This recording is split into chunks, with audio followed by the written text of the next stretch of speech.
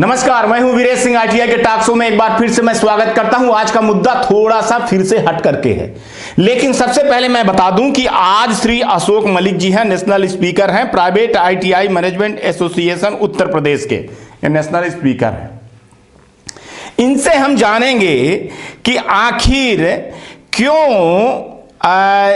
Exam हुआ उत्तर प्रदेश के एक जगह पे, जनपद सहारनपुर।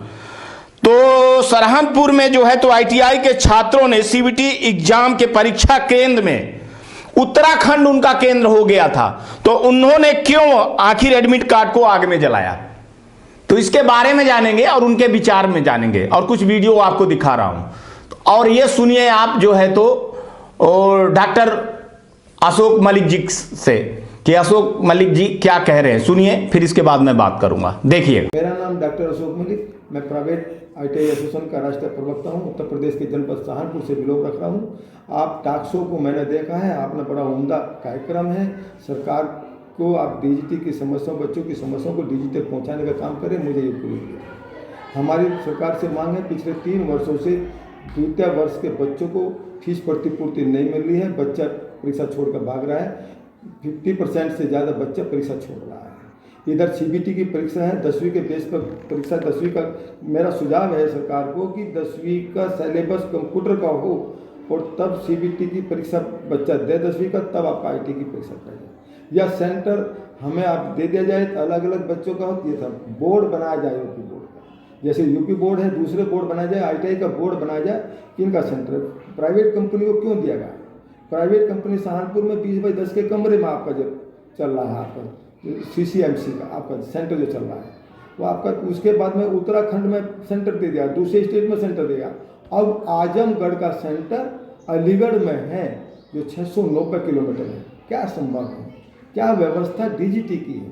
यही नहीं पता लग पा रहा क्या कर रही है सरकार जी। तो ये आए दिन झगड़े चल रहे हैं, आए दिन परेशानियाँ चल रही है। ये सारी चीज़ें विप्रो कंपनी को दिया गया था, डीजीटी ने पेमेंट नहीं किया, विप्रो ने रिजल्ट रोक दिया।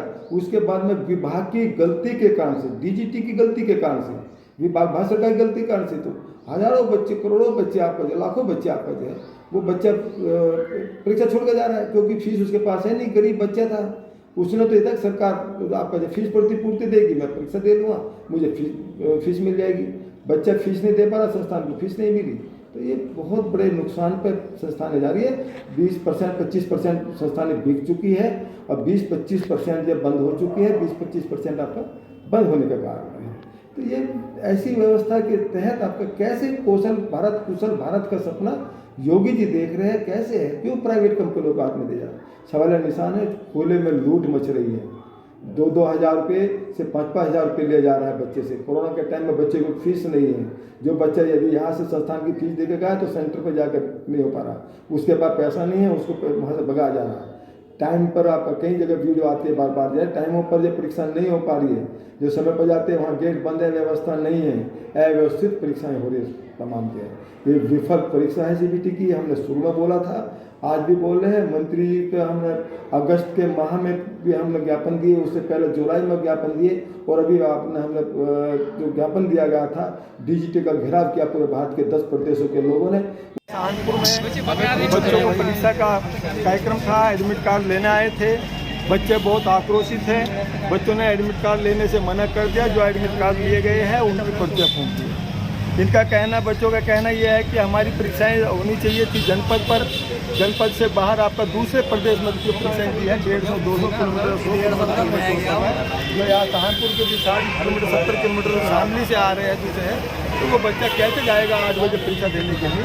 ये आक्रोशित थे। हमने प्रयास किया इनको रोकने के लिए, लेकिन बच्चा नहीं रुका। बच्चे ने एडमिट कार्ड लेने से लेकर अपने जाए यहीं पर्चियाँ फूंक दिया सहारनपुर में। इसलिए सरकार की नीति बहुत गलत है। उस नीति का विरोध चल रहा है कि जो बच्चा दूसरे प्रदेश में परीक्षा देने का प्रावधान आपका एक इसी जनपद में सीबीटी की परीक्षा, पहले तो इसका विरोध था कि बच्चों ने लॉकडाउन में तैयारी करी नहीं है, लॉकडाउन का समय रहा, संस्थानों में आए नहीं, क्लासें ली नहीं है। एडमिट कार्ड कैसे जो आपका कैसे वो करेगा, परीक्षा कैसे तैयारी करेगा? माउस पकड़ना आता नहीं है बच्चे पे, इंटीरियर में रहता है, ना नेटवर्क है, और जहाँ आपका जो है कोई लैपटॉप नहीं है, कोई सुविधाएं नहीं है, जो इंटीरियर का 10वीं का बच्चा है सरकार ने बीटेक के बच्चे को दूसरे हायर एजुकेशन को आपका जो कराई परीक्षा है वो घर बैठे ऑनलाइन परीक्षा करा दी, ऑफलाइन परीक्षाएं कराई या प्रमोट करा दिया उन बच्चों को, सब बच्चों को प्रमोट करा दिया।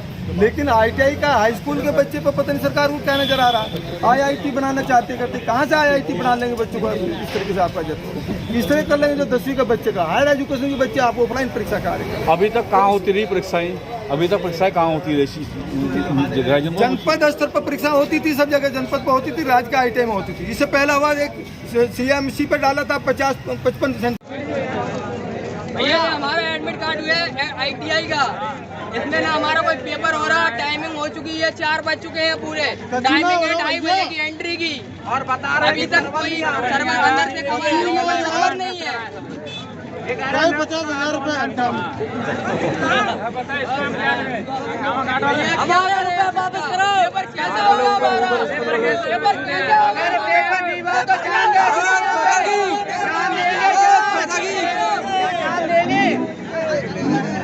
तो भारत माता की जय।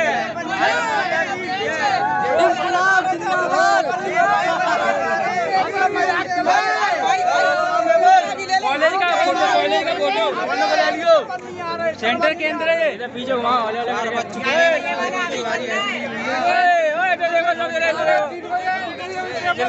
मोहल्ला का ही है। साढ़े 3 बजे पेपर नहीं हुआ है, वीडियो का ले लिया।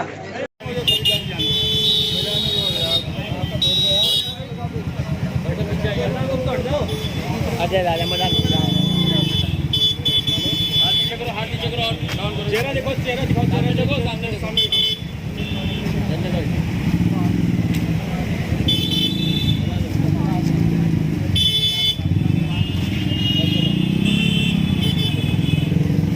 एक साथ जला दो यार, आग दिखाई दे और नीचे करो थोड़ा सा। हाँ जला दो ये नीचे करो, नीचे करो।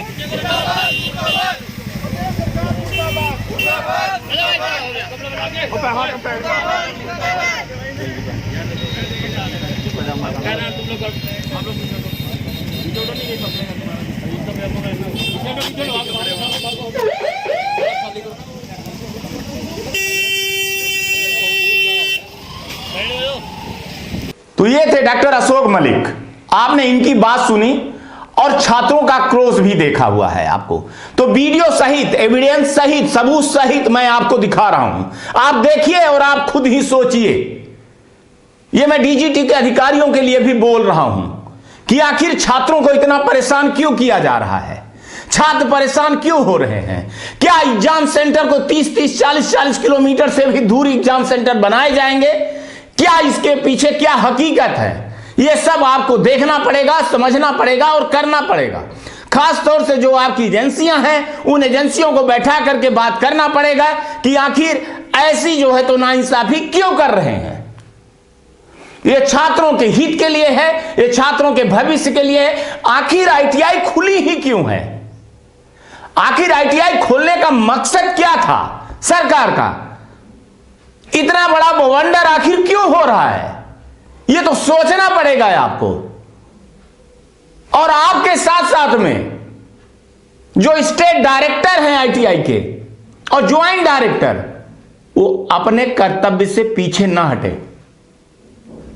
आपको इसीलिए जॉब दी गई है, आपको इसीलिए नौकरी दी गई है कि छात्रों के साथ में कुछ भेदभाव या कुछ ऊपर नीचे या कुछ गलत या नाइंसाफी ना हो। और प्राइवेट आईटीआई वाले, आपको भी मैं बता रहा हूं कि आपने जो आईटीआई खोला है प्रशिक्षण के लिए, तो खास तौर से आपको ध्यान देना होगा कि छात्रों के साथ में कोई अहित ना हो। तो मेरा कहने का मतलब, डीजीटी के अधिकारी, प्राइवेट आईटीआई, स्टेट के डायरेक्टर और स्टूडेंट आपसे भी है, संयम रखना। बच्चों लोग थोड़ा सा संयम रखना। आपकी आवाज हमेशा आईटीआई टॉक शो उठा रहा है और अगर आपकी आवाज की सुनवाई नहीं होगी तो मैं खुद डीजीटी की दिल्ली पे जाऊंगा और ये इंटरव्यू सारे अधिकारियों के सामने करूंगा और पीएमओ में जाऊंगा, प्रधानमंत्री तक जाऊंगा। हालांकि ये बात आपकी पीएमओ और प्रधानमंत्री तक पहुंच रही है, आप चिंता मत करिएगा। नमस्कार, आज तक के लिए इतना ही। फिर आगे मिलेंगे किसी नए मुद्दे के साथ। तब तक आप इस कोरोना की महामारी की बीमारी में मास्क लगाइएगा, दूरी बनाइएगा, ठंड में गरीबों को कपड़े दान दीजिएगा, पानी बचाइएगा, पौधे लगाइएगा और ये देखते रहिएगा ITI का टॉक शो। आखिर ये आपका शो है। नमस्कार, जय हिंद, जय भारत।